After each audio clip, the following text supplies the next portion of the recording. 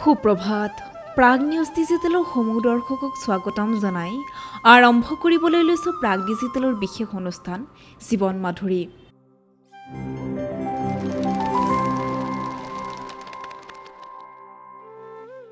বাস্তুশাস্ত্ৰ মতে ঘৰত ধনাত্মক শক্তিৰ প্ৰৱাহ বজাই ৰখাত উদ্ভিদে গুৰুত্বপূৰ্ণ ভূমিকা পালন কৰে।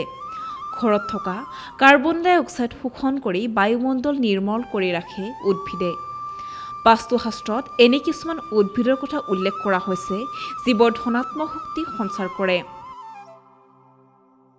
এই উদ্ভিদসমূহৰ ভিতৰত আছে তুলসী, মানি প্লাণ্ট, লাকি প্লেণ্ট, বেম্বো প্লেণ্ট আদি উদ্ভিদসমূহ। ইয়াৰ বাহিৰেও আন এবিধ উদ্ভিদ আছে যাৰ ফুল ভগৱান বিষ্ণুৰ অতি প্ৰিয়। আচলতে অপৰাজিতা উদ্ভিদক বিষ্ণুপ্ৰিয়া বুলিও কোৱা হয়। ভগৱান বিষ্ণুৰ ওচৰত বিষ্ণুপ্ৰিয়া অপৰাজিতা ফুল আগবঢ়াই তেওঁৰ বিশেষ কৃপা লাভ কৰিব পাৰি বুলি বিশ্বাস কৰা হয়। ঘৰৰ চৌহদত বিষ্ণুপ্ৰিয়া অপৰাজিতাক পূব উত্তৰ কোণত স্থাপন কৰাটো আটাইতকৈ গুৰুত্বপূৰ্ণ।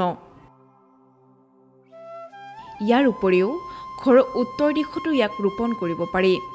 এই দিশত প্ৰয়োগ কৰিলে ঘৰৰ সমৃদ্ধি হয় বুলি বিশ্বাস কৰা হয়।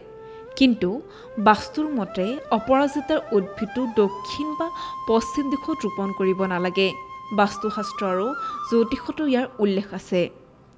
অপৰাজিতা উদ্ভিদৰ বিষয়ে কোৱা হৈছে যে ইয়াৰ লতা গছ বাঢ়ি যোৱাৰ লগে লগে ঘৰৰ উন্নতিৰ অগ্ৰগতিও বৃদ্ধি পায়।